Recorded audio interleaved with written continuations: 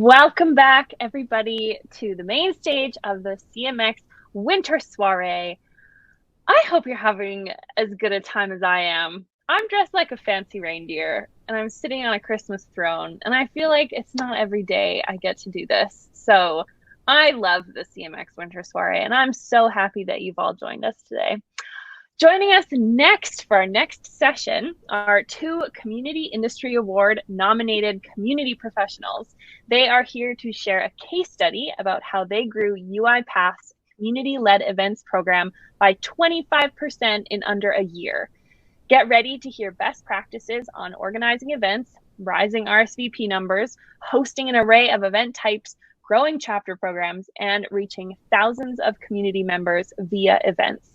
Please join me in welcoming to the stage Cristina Vidu and Corina Gheonea. Hi, Hello, Beth. everyone. Hi, everyone. Hi, everyone. Hello. Happy to be here and to share from our learnings in the UiPath community, more specific, our community-led programs. We have a presentation for you today. We try to keep it in the theme, but we do hope that you take the learnings you take the learnings with you for the entire year. So, yeah, feel free to enjoy our presentation. I'm Corina Gheonea, based in Romania, director of the UiPath community, and I'm here together with my colleague Cristina, regional community manager for EMEA. So I want to share a bit about the UiPath community for you to have the context in order to get the insights and the learnings that we have. The UiPath community is the ecosystem of 1.5 million users worldwide. And out of this, some also want to engage with us into community events. At UiPath, we are dedicated to accelerating human achievement by helping users with the platform to get rid of mundane tasks, and we offer an entire platform to build robots, virtual assistants, and automated processes. And for that, as you can imagine, in the community, what we invited them to learn together. So we invited them to community-led events. And the way we started is by we went back to some of our customers, the most active ones, and we told them, we want your developers to meet and share with us what do they want to learn, how do they want to learn, how frequent, which methods to use. And this is how, these are some real pictures from the events back when things happened in person, end of 2018. And back then, we got all that knowledge. So we crowdsourced the needs from their end. And then we amplified them in an agenda that was used not just by us, but by other colleagues who wanted to be chapter leaders, how we call them. So community members who wanted to run their own events as well, plus users from our forum who were again interested in building their local network. So this took us to having now, so from that moment in time, we reach out to more than 85 chapters worldwide across 85 cities, on each continent, in different cities, smaller ones, bigger ones. And we managed to bring this community together by inviting them on the forum, by inviting them to learn on our academy, but quite a lot by having them to network with each other, collaborate as much as possible. Now, something that happened for us is that we went for all the platforms. So we went where the community wanted to be. If they wanted to be dedicated to beginners, we were there with them, supporting them in that. If they wanted to go for hardcore developers, we were there helping them with that. If the chapter leader, if the community member who was the host was someone from the community, the internal one or the external one, we let them be and we empowered them to do so. So it wasn't just because we were the community team, we were the ones giving the structure. we were there also helping them and being flexible with them. So this is how we managed to work with different platforms, let them be on different platforms. And just because Marsha mentioned before about pivoting, given the pandemic and this entire context, where imagine in our case, like the big support for us right now is the Bevy platform. So community.uipath.com for us means the Bevy platform, everything behind there. But the tricky thing was that we signed and we were launching it when the pandemic started. So we took the budget for it. We insisted in having a mission for meeting people in person, and then an entire pandemic started, and we were not able to do so. So it was a bit tricky on our end. Again, we had to pivot. And what we did back then is that we realized that the Bevy platform is still going to support us a lot, because the Bevy platform now brought to us a globally connected community, but a locally involved community. So we kept the cities, we kept the importance of having cities, while on top of that, we brought the virtual stages, the regional stages, and we were no longer geographically limited, but the boundary became the time zone. So I now want to let my colleague Cristina share from her experience of working day by day with the chapter leaders. She really has amazing stories and challenges on how she tackles the work with the chapter leaders. Okay.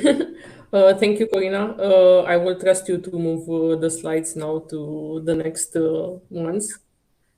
So, yes.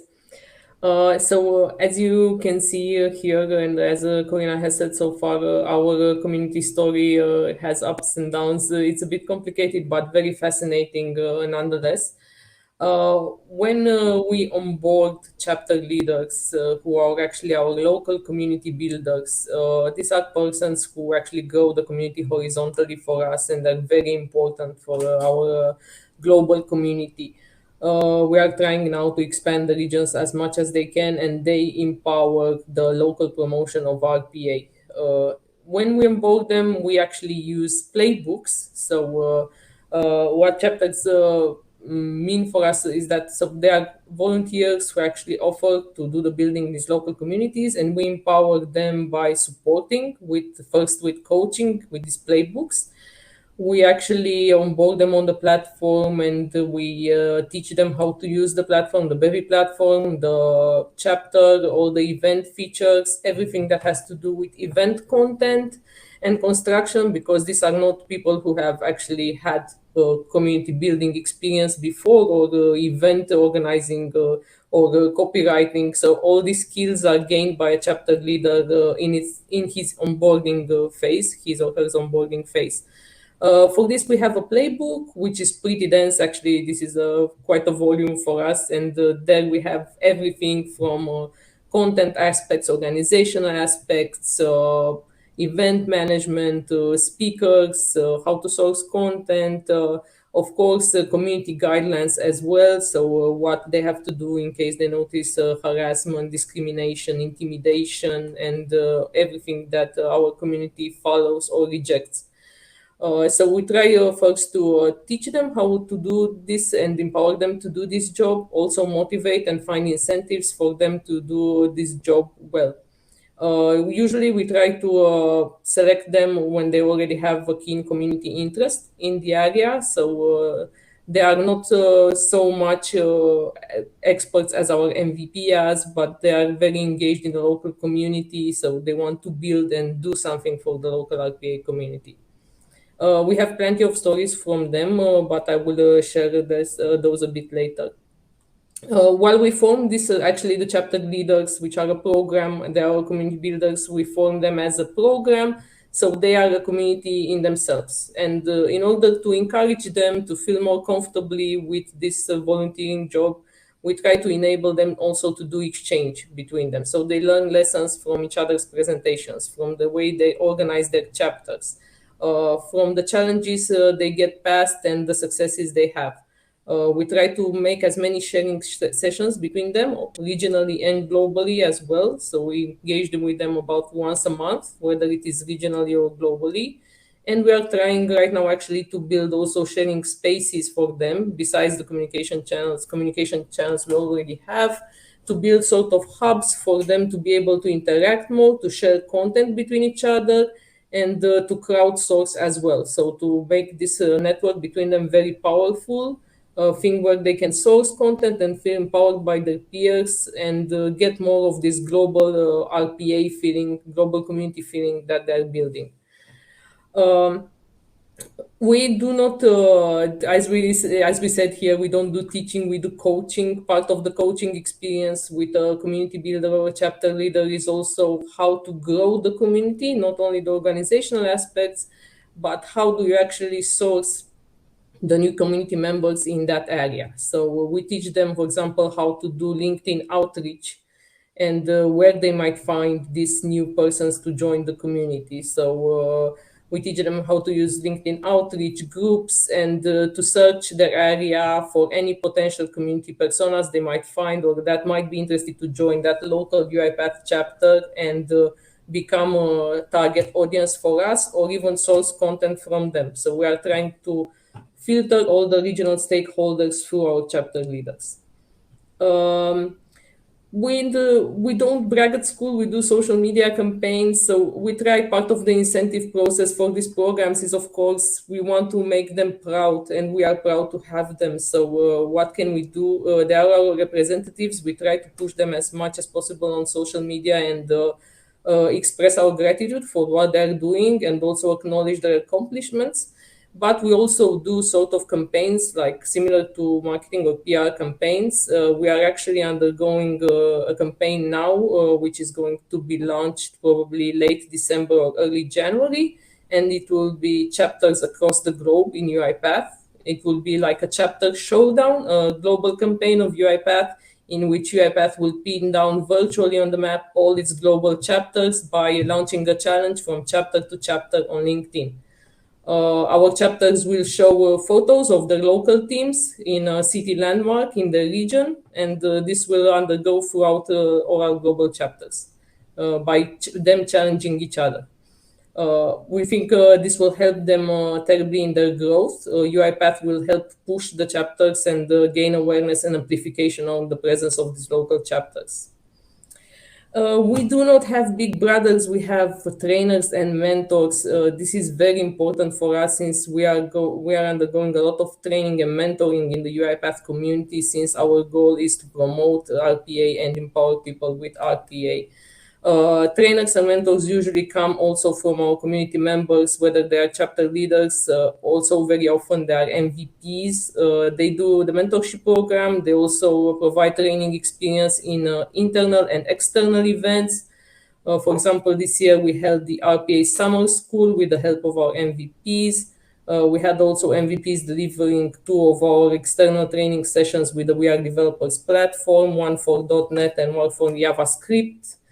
So our community really goes a long way into training within and outside the community, and this is all done by community members, not necessarily UiPath staff, and we are very proud of this.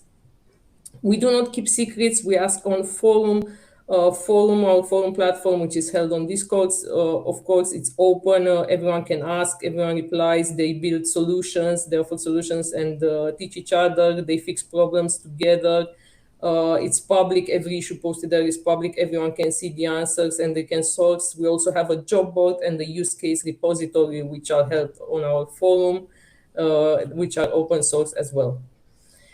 And with this, I think by now it should be clear, and I'm really curious whether the audience has any questions for us. But the truth is that, yes, we build our DNA by sharing RPA peer-to-peer and to the world at large.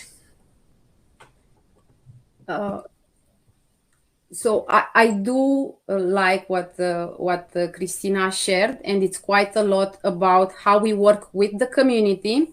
I want to share also something on how we do things behind the scene and how important this is for us at the company level to understand the importance of community-led. Because for me, for example, with my team, so I have a global team of regional community managers everywhere. And my focus with them is not to encourage them to do more events. So we don't look quarter to quarter how many other community events we hosted. My focus is more into how many out of the existing community events are led by the community, because we know that on the long run, this is how are we going to scale, and we make sure the community is empowered. They are the ones running them, and we just stay there by their side, coaching them, supporting them in doing that, more than just me showing to the leaders in the organization that, hey, we have capacity to run this number of events. There is no point in that. And this is what we do. So it's not just this process of coaching externally, but it's also internally educating and helping our leaders understand the community-led metric is more important than our capacity to run things. Yes, that's true. I think it's very important that our support and our coaching capacity and like the community to become self-sufficient and to actually to have initiative coming out from the community to put these things forward and to keep growing.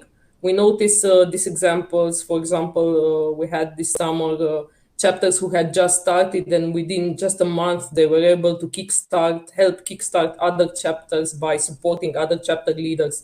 So that's how fast learning experience can be in the UiPath community. And we had great success. And for example, a span of 3 chapters this summer in Africa where we grew a lot. Just from a first-time chapter leader in 3 months, we had 3 chapters there.